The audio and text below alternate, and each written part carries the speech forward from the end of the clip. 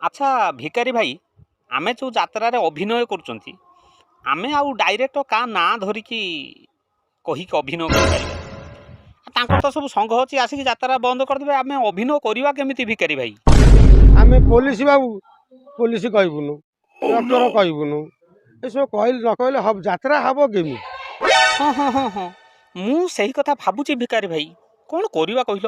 ଭିକାରୀ କହିବୁନୁ, ସିଏ ଏକା ମେଞ୍ଚେଇ ଭିକାରୀ ବାହାରିବେ।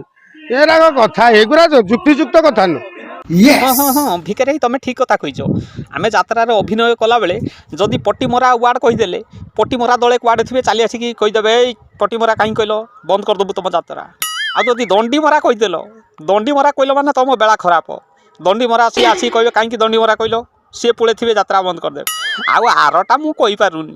ଆଉ ଯଦି ଟୁଙ୍ଗୁରୁ ନାଁ ଧରିକି କମେଡ଼ି ସିନ୍ କରିଦେଲ, ଟୁଙ୍ଗୁରୁ କହିବ ଏଇ ମୋ ନାଁ ଟୁଙ୍ଗୁରୁ, କରିଦେବି ତୁମ ଯାତ୍ରାକୁ ଆଜି ଭଣ୍ଡୁରୁ।